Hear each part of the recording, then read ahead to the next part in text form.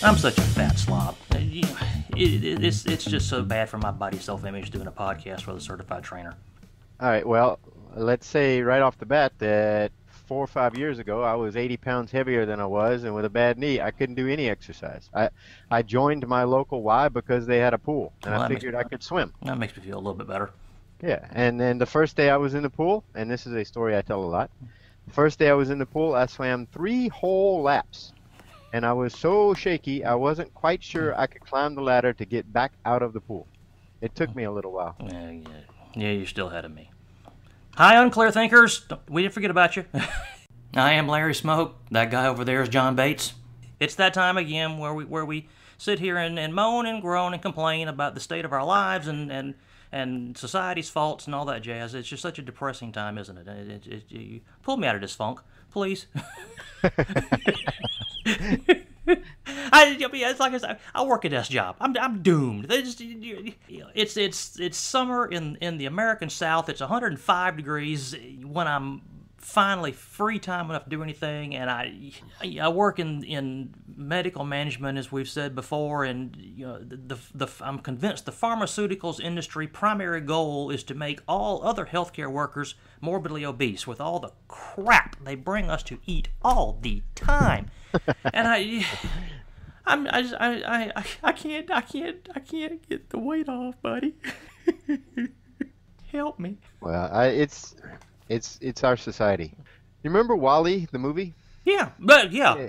You remember the people that were stuck in the chairs because they had everything done for them all the Yes. time? Mm-hmm. Well, that's kind of how our society has been going. I mean, it's the information age, right? I mean, with the information age, work is less and less physically beneficial. It's less work than it ever has been. But it still takes the same amount of time. Yep, you're absolutely right.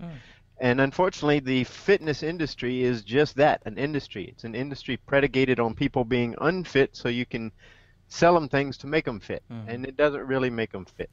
So I tell you what, you might notice I like to start with definition. Let's start with definition. Well, we need to know what we're talking about. So. Yeah, let's talk about fitness. Fitness to the Western world, in my view, has two meanings. Number one, I want to look good. I want to be cut. That's right. I want a six-pack. I want to be hot. I want to look good in that shirt. I don't want to have to wear baggy clothes all the time. If I go to the beach, I want women to stare at me or men to stare at me if you're a woman, whatever the case may be. I'd settle for 4 cans and 2 empties at this point. The other definition we typically use is, I don't want to have a heart attack. Well, there's that too. The doctor has told me that I am 20 pounds overweight, whatever overweight happens to mean. And I am at increased risk for a stroke or a heart attack, and I don't want that. So I'm going to eat a few less burgers, and I'm going to go hop on the treadmill and walk my way to a long and prosperous life of walking on the treadmill. But I don't think our ancestors thought about fitness in that way. And by ancestors, I don't mean cavemen. I don't No. You can go, yeah, a lot of people talk about paleo these days, but I'm not even talking about that far back. If you go back 50 or 60 years. Yeah, 3 generations. A work day 3 generations ago was so much more, and again, I'm speaking in generalities, but a work day, our grandparents, maybe even our parents, well, I guess our parents were kind of on the brink of the information age, but definitely grandparents. A work day was so much more, in general, physically laborious than on average what most of us would see these days. That people got their cardio, got their movement, got their blood flow in just doing their everyday necessary chores, whereas now, right. I mean, even 100 years ago, your average person, if they wanted to go somewhere, walked. And if they didn't walk, if they were lucky enough to have transportation, they rode an animal. And even riding a horse takes physical control. Yeah. Yeah, and there's a lot of effort involved there. And even just 50 or 60 years ago, I think, let me say what I think fitness means. Fitness means, and this is a literal definition, fitness means that you fit the situation, that something fits in a space or a hole that it needs to fit into. It fits the circumstance. Fitness, when it comes to your body, is having physical capabilities match the needs of living. Can I lift the thing that I need to lift? Can I carry this? Can I crawl over that wall or climb that wall or climb up in this tree to get away from a thing that is chasing me? Can I run fast enough to catch something or get away from something? There was a guy named, he was a French guy, and I'm going to mangle his name because I'm not French, but it was Georges Herb, Herb, it's Herbert. I would call it Herbert. Hebert? I think it'd be Hebert, yeah. George Hebert. He was turn of the century, turn of the last century. I know that because Bobby Hebert used to be a quarterback for the Saints and the Falcons. Cool. Hey, trivia bomb for the day. Anyway, this guy was a naval officer, and he happened to be assigned off the coast of an island that had a volcanic eruption on his vessel. And he led several shore excursions that helped rescue people. And one thing he noticed is that most of the people lacked the physical capabilities to save themselves. They didn't know how to run or climb or crawl or do whatever they had to do. They couldn't outrun lava? They couldn't or you know, if they had to climb a hill or get over a wall or climb onto the roof of the house to save themselves, they couldn't do it. They couldn't climb to high ground. They couldn't swim when they had to swim, you know, that sort of thing. And he decided to do something about it. So he developed a program for the French Navy that modern day obstacle courses are based on. And it was all about practical functional movement. And to our grandfathers, that's what fitness was. It was, if you talk to farmers today, they don't look at fitness in terms of what can you bench, bro. They look at fitness in terms of, I got to get that piece of equipment over here. I got to move that damn log. I got to cut this tree down. My grandfather, my 80-year-old grandfather, and when he was 80, this is what I'm talking about, asked me to help him for the first time in my entire life when he was cutting down a tree. He still cut down the tree. He still split all the wood with the log splitter. He still stacked it in the truck. The only thing he wanted me to do was lift the pieces of wood onto the log splitter for him. You're not helping me feel any better about myself. A friend of ours, and you know this story as well, a friend of ours recently took his family to Peru. Oh, yeah. They hiked the Incan Trail, 3,000 plus feet, hiking every day. And Al's in good shape. You know, he regularly exercises, does what he's supposed to do. He said that every day they would wake up and they would have their breakfast in their camp, and they and their guides would head out on the trail with their water bottles and their snack bars and whatever. And the local bearers that they had hired, local Peruvians, would pack up the entire camp, put it all on their backs. The lightest pack, he said, was probably at least 50 pounds. And then they would set out on the trail, and they would pass the tourists who weren't carrying anything. And they would go set up camp for lunch. And then at lunch, they would break it all down, and then they would once again pass the tourists who weren't carrying anything and have the camp set up by the time they made it in that night. And they did that every day. Well, in the tourist defense, the tourists were there to enjoy the surroundings. It did make sense for them to be at a more leisurely pace than the bearers. Wouldn't that'd be my story. I'd sure stick to it. I'm fairly confident if I asked Al that he would say that there was no way he could have kept up with those guys. And that's the thing. By American standards, Al is fit. He's in reasonably good shape. He could go golfing. He could walk for several hours in a row. He, you know, he's not overweight or anything like that. He's in good shape.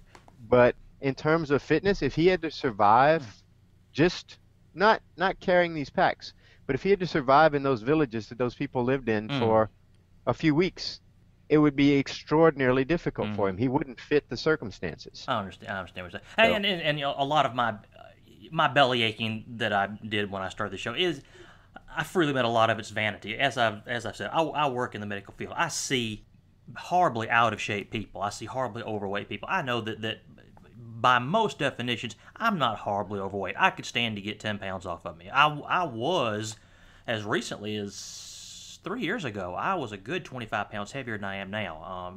I did Weight Watchers. I got 25 pounds off of me. A little bit of that is crept back on, but I've kept most of it off. But I do wish I could get the last 10 pounds off I should get off, mainly for vanity purposes. But B, outside of my 2.5 hours of pushing a lawnmower and other yard maintenance I do every weekend, that's about the extent of the intensive, in air quotes, exercise that I get, and that isn't even year round.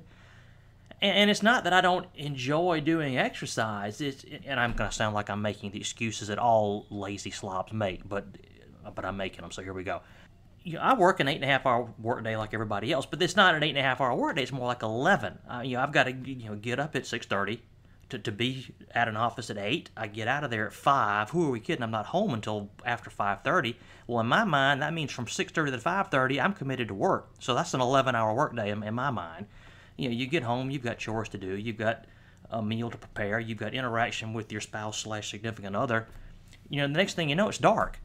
And I know that people always say you make time for what's important. Well, you're right, you do. I have other interests I enjoy also. Am I supposed to sacrifice everything to where I'm just working and exercising? And I'm rambling now. Shut me up. Well, no, you make a very good point. That's another, I think, oddity of Western culture, modern Western culture, is that we carve our day out into chunks of time. We have meal times and work times and play times and family times and hobby times, and along with this notion is the idea that we can have a full and complete life by segregating everything into these small chunks. And if we just make sure we check off all the boxes every day, everything's going to be fine. But even if you go to the gym for an hour every day, that means there are 23 hours of the day. If you were completely sedentary and you managed to get to the gym for an hour every day, that's not really gonna help well, you yeah, all of that course much. not. Sure, yeah. So fitness exercise is something that even in an office situation, you can do movement all day long, and that's basically what exercise is. Exercise is simply movement. It's not laying in the bed all day. If you get up and you move around, you're exercising. The more you move around, the more exercise you're getting, the more your metabolism is kicking up, the more energy demand your body has, the more calories you're going to burn, the more food you're going to require. That's something that I've done. I don't mean to break your train of thought. That's something I've noticed since I have a Fitbit, a wearable, and between that and the health app, Apple's health app and iPhone, I've been surprised at how much activity, as these devices define activity, that I actually get that I wouldn't have thought about beforehand. I've always complained about my job being a desk job, a sedentary job, but those two devices have made me realize that I move around at work a lot more than I ever would have guessed I did. Not to mention just walking around the house doing my chores. Exactly. I have a wearable too. And the thing is that our culture is working very hard to make things as easy as possible in every area that we can. And I love gadgets. I have a fitness tracker. I love gadgets, but there are things we can do in the office. When I used to, my last job, when I was working in an office, I got in the habit of every 15, 20 minutes, if I was sitting in the chair working on my computer, I would stand up and work at my computer for a little while. Or I would just stand up and then sit for a few minutes in a deep squat. And you'll feel that, man. Most of the world considers that a resting position. In Western society, it is not a resting position for us right now. I have another friend who, if she's in a long meeting, she's like an executive officer in a company, and if she's in a long meeting, she'll go do wall sits, and that means she's sitting against the wall with no chair, just holding herself there. I've known her to do walking lunges through a parking lot while she was waiting for her car to get fixed.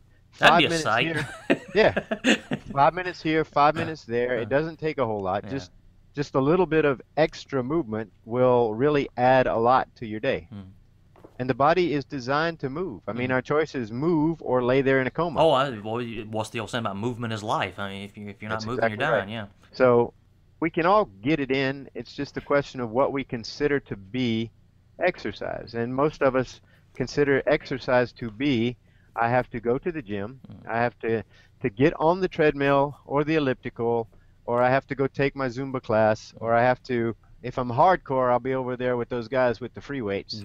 If I'm a little less hardcore, I'll be over there with the other guys who are using the cable machines. But the gym culture is not necessarily the best way to develop strength that I can use in the real world. I mean, those machines, the history of those machines, those cable machines, they were created originally so that this one particular strength coach, he was running a program at Harvard, turn of the century again, back around the early 1900s. He was a very strong man. He was a former gymnast. He performed for a while as a strongman in the circus. He developed a series of successful health programs and then finally worked his way up to be the fitness director of Harvard. And they said, "Hey, come in and design the program top to bottom. You can have it." Well, the first people he got in there were the athletes, the people who were already athletic, and he was coaching them. And then he started to get more and more of the scholastic students who really didn't have an athletic background, and they couldn't do the same things the athletes were doing. They couldn't do nearly the same things. So they were either standing against the wall and watching or getting discouraged and leaving.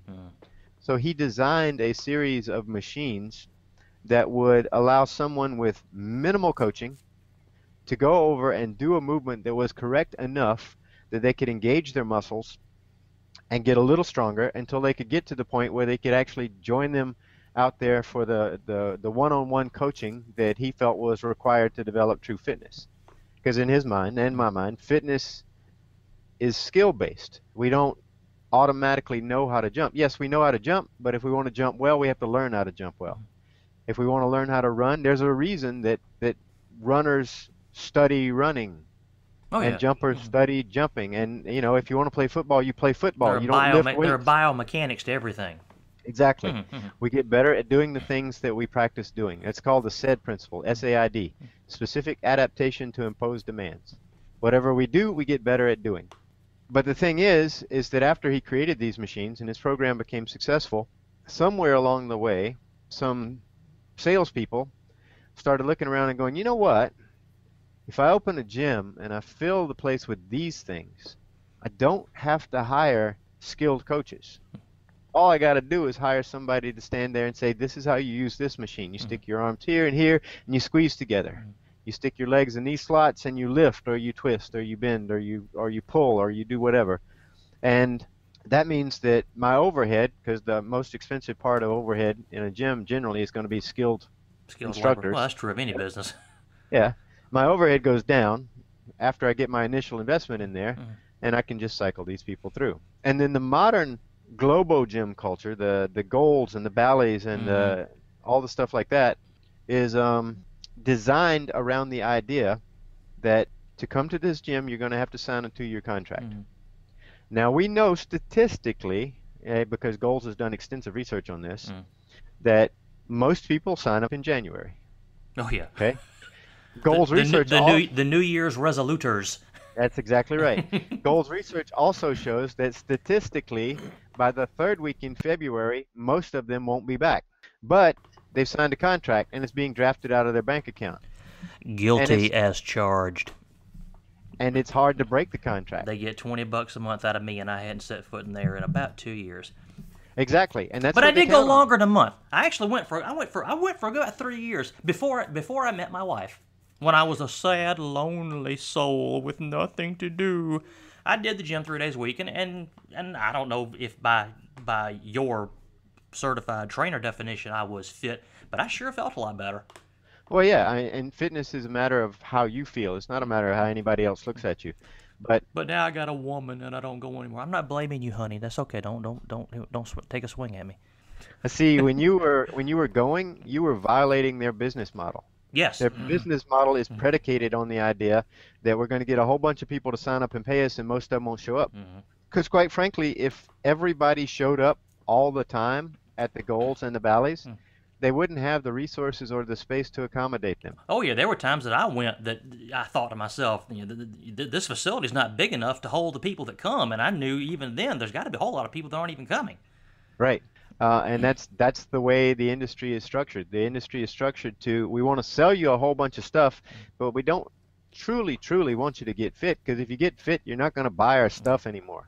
So the moral of the story is that the gyms are really to bulk up, not to get fit. Yeah, and if a person really develops the skills they need to get fit, if I learn how to run, if I learn how to jump, if I learn how to climb and crawl and throw and carry and lift and do all the other stuff that I might need to do in the world, well, once I have those skills, I can do those on my own. I don't need those machines anymore. Once I know how to lift properly, I don't need a machine to guide my movements. I don't have to isolate because, frankly, I don't isolate my muscles in the real world. Hmm. I don't lift anything by doing a bicep curl. You don't lock your back, pull your shoulders back, and lift purely by moving your lower arms up to your shoulders. Unless you When just want you to bulk up. Yeah, when you Hmm. lift something for real, if Hmm. you were lifting something heavy, you would use a whole bunch of muscles Yeah. in combination, Hmm. a kinetic chain. The old thing about lift with your legs, not with your back. Exactly. Yeah. And once people learn how to do that, they don't need the gym anymore. Hmm. Then it's handy to have. It's air conditioned. They have fun classes. They have plenty of equipment. If you don't want to invest hundreds of dollars in barbells and things like that, you can go to the gym. But even with barbells, the world doesn't come in nicely balanced weights that are equal on both sides with a bar in the middle to hold on to. Yeah.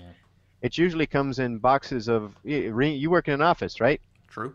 Boxes of paper, Oh yeah. like 20 reams a box. Hmm. That's how weight comes in the world. Yeah. And irregularly shaped and balanced too. Exactly, exactly right. Yeah. How many times do we have we gone to a neighbor's house, knocked on the door? Hey, buddy, can you help me get this trunk? It's not that heavy. I just can't get my arms all the way around it. I mean, it's just that right there. It's not necessarily weight; it's shape and bulk. Yeah. Now, I personally believe, and this may be observation bias because I am coming from this standpoint already, that the tide is turning a little bit. The rise of CrossFit, the rise of functional movement systems, MoveNet's the one that I'm personally Mm. involved with. Um, Yeah. So you're reading my mind now. I was drawing the breath to ask you now. How do we go about changing society's mindset about having a more active lifestyle as opposed to just getting more gym time? And I think you're answering that question right now. right. I Yeah. think CrossFit was the first big challenger to the normal gym Making mentality. fitness a competitive activity, something that's more sociable. Yes. Hmm. And CrossFit is built around the idea of functional movement. Hmm. Now, it's a little different take than MoveNet Hmm. or Edo Portal or any of those things, but it's still around the idea of I don't want to. They don't do bicep curls in CrossFit. They don't do bench presses in CrossFit. They do Olympic lifting. They do jumping, climbing, throwing, things like that. They do plenty of burpees, and Hmm. personally, I think burpee is the most hateful thing in the world. But but it's functional fitness, and it's become very popular, so popular that they have the CrossFit Games on ESPN every year. Hmm. It's a sport, and they're marketing it as a fitness sport. Winner of the CrossFit Games, there's a man and a woman. Their title is fittest man, fittest woman in the Hmm. world. Then, when Adidas bought Reebok, what 8 9 years ago, and pretty much made Reebok their fitness brand, I believe. Well, I mean Reebok, but really it's Adidas's money. I believe Adidas has a lot of money in. If they don't own that trademark, they definitely have a lot of interest in promoting the CrossFit trademark. They do make a big deal about pushing that, sponsoring that, Yeah, absolutely. And they using that in their developed a line of marketing. shoes for it. Hmm. And now we've got a whole bunch of other marketing for it. There are companies out there whose entire business model is marketing to CrossFit people. Hmm. Clothing companies, equipment companies, they're all out there. That was the first big one. And then you have MoveNet and Edo Portal and other things like that. And they're a little different than CrossFit in that especially MoveNet, like I said, the SAID principle, SAID. Hmm. CrossFit is based around the GPP principle. General physical preparedness. It means that I'm going to raise my overall level of strength, and that means speed, physical strength, cardiovascular strength, endurance. I'm going to raise it all up to such a level that whatever task I meet, I can perform. The first CrossFit adherents were firefighters and policemen because they had jobs to do that required that. Yeah. MoveNet's principle is the SAID, specific adaptation to imposed demands, and that basically says that I'm going to train in the skills that I need to function in the world. As I get better at the skills, I'll get stronger. As I get stronger, I can get even better at the skills and be capable of even more. But it's still based around functional movement. You know, MoveNet, a lot of their stuff, they go outside, but they lift logs. They swim rivers. They run, they jump, they crawl, they climb things. In MoveNet, we never do a pull-up just to do a pull-up. We do a pull-up because it's part of climbing something. I don't want to do a pull up and dangle there. I want to do a pull up, get up on top of the tree branch, get away from the dog who just chased me. Right? It'll So, come in handy for mailman, I guess. and there are lots of resources online, but it's going to take time to change the mindset. And frankly, it's going to take time to overcome the inertia of a fitness conglomerate who's heavily invested in making sure that nothing changes. If you go outside and exercise with minimal equipment, that does not work well for business. So the moral of the story is I should quit my job and go to work for Uber, but instead of using my car, use a rickshaw? Is that what we're getting at? Hey, truthfully, I've contemplated recently buying one of those push reel mowers without the engine, Yeah, like in the old days. And I was like, oh, it'll take me forever to cut my yard, but I'll be getting more exercise while I do it. So maybe I will. I don't know if I could But stand any more mowing exercise than I already get. you don't have to. Just add small things. That's all you have to do. Just instead of using the intercom to talk to the person in the next office, walk over. You know, every hour or so, take a walk around the building. Just say, oh, mental break. Take a walk around the building. It's good to clear your head, too. So just add small chunks of stuff. Well, folks, if you got any success stories or failure stories about your battle with the bulge or losing the bulge, hey, tell me about it. I can use all the positive reinforcement I can get. You guys know the email address, unclearthinking@gmail.com, to send your stories, your ideas for future shows, your comments on how we're doing, what you think. We'll have some things in the show notes, unclearthinking.com. You know that. Check us out on Facebook, Google+, we're there too. And let me put a little disclaimer in here. I don't want anyone thinking that I'm saying that if you are not out there doing CrossFit or MoveNat, that you are not working out. You're a fitness Nazi, I know it. You judgmental thing, you. And that's the thing. If you're out there doing anything, if you're going to your classes at the local Y or your Gold's Gym, if you're going to Gold's Gym, if you're breaking that business model that those global gyms have, more power to you. Keep it up. If you're doing anything at all, you're doing more than you were doing, and you're making an impact on your life. And speaking for the lazy slobs, that's the hard part, is finding something to do that you can continue to do and keep on doing it. But we'll keep fighting a good fight. Folks, hope you do too. And in the meantime, keep it up. Let us know what you think. Check us out on the aforementioned social media platforms. I'm at LA Smoke on Twitter. John is, what is it again, John? At Cuhullen, Cuhullen. That's right. And come back in a couple weeks. We'll do this again. Good night, folks.